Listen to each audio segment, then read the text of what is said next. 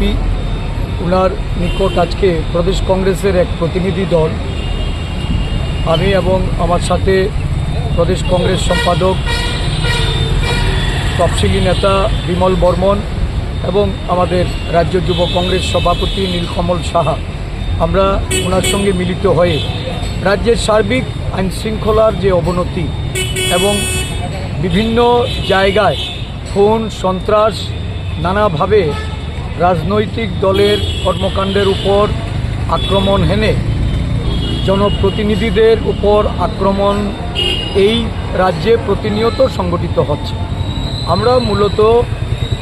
সুরমার যে হত্যাকাণ্ড, আশিস দাস, যাকে 17 জুন পরিকল্পিতভাবে হত্যা করা হয়েছে এবং এই পরিকল্পিত হত্যাকাণ্ডের পেছনে যে কুশীলবদের হাত রয়েছে, যারা খুব বড় মাপে ওই অঞ্চলে শাসক দলের নেতৃত্বে বা শাসক দলের আশ্রয়ে যারা এই হত্যাকাণ্ড সংগঠিত করেছেন বলে ওই আশিস দাসের পরিবারের পক্ষ থেকে যে অভিযোগ উঠে এসছে, এই অভিযোগ মূলে আমি ডিজিপি সাহেবকে একটা চিঠি দিয়ে একটা এসআইটি গঠন করার জন্য, স্পেশাল ইনভেস্টিগেশন টিম গঠন করার জন্য, যার নেতৃত্বে থাকবে একজন আইপিএস অফিসার, ইনভেস্টিগেশনের কাজটি যেন সুন্দরভাবে এবং তাদের প্রত্যেকটা ঘটনায় যারা প্রত্যক্ষদর্শী তাদের মতামত নেওয়ার জন্য, মানে 161-এর সেখানে যেন প্রতিটা প্রত্যক্ষদর্শীর জবানবন্দি নেওয়া হয়। যতটুকু খবর ওইখানে যে ইনভেস্টিগেশন চলছে সেই ক্ষেত্রে অনেক বেশি দুর্বলতা রয়েছে, যার জন্য প্রকৃত আসামির কাছে পৌঁছতে এটা অসুবিধা আগামী দিন সম্মুখীন হতে হচ্ছে, যেটা তার পরিবারের তরফ থেকে জানানো হয়েছে। আমরা আজকে ডিজিপি সাহেবকে আমি সেই চিঠি মূলে আমি সেটা ওনাকে আবারও ওনার কাছে এই প্রসঙ্গের অবতারণা করে বলেছি, ইমিডিয়েটলি এসআইটি গঠন করে একজন আইপিএস অফিসারকে দিয়ে তদন্ত করে তদন্তের সাপেক্ষে যে যারা সেখানে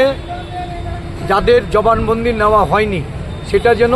জবানবন্দি নেওয়া হয়। সারা রাজ্য জুড়ে আমরা দেখছি যে বিরোধী দলের উপর আক্রমণ হচ্ছে। গতকাল আমাদের বিধায়ক গোপাল রায় একটা দলীয় কর্মসূচিতে ওনার এলাকার একজনের বাড়িতে যখন একটা মিটিংয়ে উনি ছিলেন, তখন ওই বাড়িতে গিয়ে আক্রমণ হয়েছে, ওনাকে প্রাণনাশের হুমকি দেওয়া হচ্ছে। নগ্নভাবে এই